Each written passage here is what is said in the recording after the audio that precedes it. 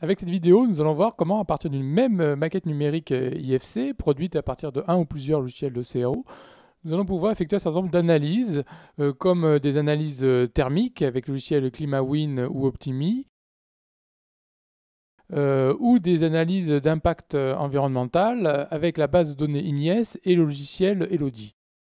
Sans oublier que ces données normalisées pourront être utilisées avec des logiciels de gestion de patrimoine adaptés.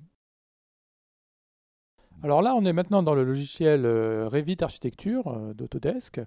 Et ce qu'on va faire, c'est qu'on va charger en fait notre maquette numérique IFC qui a été fait avec un autre logiciel, donc logiciel Archicad.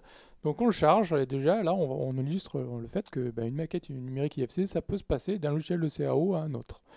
Et donc les objets sont bien identifiés comme tels. Voilà, on peut sélectionner un mur, on voit bien qu'on a un objet mur qui est parfaitement identifié comme tel. Et on peut aussi également, par exemple, dans ce logiciel CAO, venir compléter notre maquette numérique initiale en rajoutant un mur. Et puis cette maquette numérique est complétée, elle peut être resauvée en format IFC. Donc on a enrichi notre modèle IFC avec un modèle complémentaire. L'étape suivante, c'est de charger notre maquette numérique dans le logiciel ClimaWin pour effectuer un calcul RT 2005.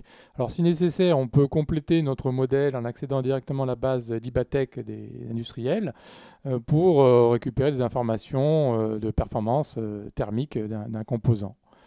Ensuite, on lance directement le calcul et on va obtenir un certain nombre de coefficients réglementaires sur l'ensemble du bâtiment, comme donc les consommations de chauffage, de refroidissement, d'eau chaude, sanitaire, etc. Et en final, obtenir la fiche de contrôle que les bureaux d'études doivent rendre avec toute étude RT 2005.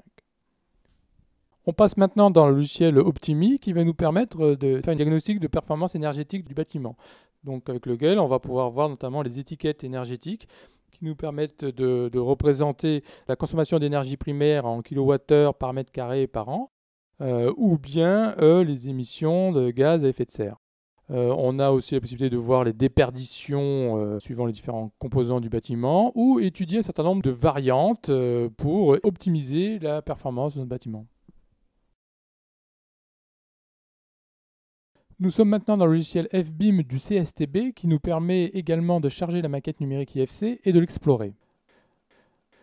Donc avec FBIM, on peut notamment filtrer les différents composants et isoler les éléments de structure. Ensuite, ce qu'on va pouvoir faire avec FBIM, c'est se connecter à la base INIES des fiches de déclaration environnementale et sanitaire des produits de construction.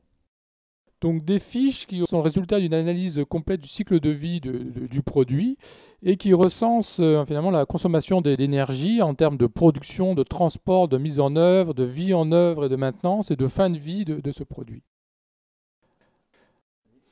Avec FBIM, on va donc pouvoir associer chaque élément de la maquette numérique avec des FDES en prévision d'un calcul global avec le logiciel Elodie.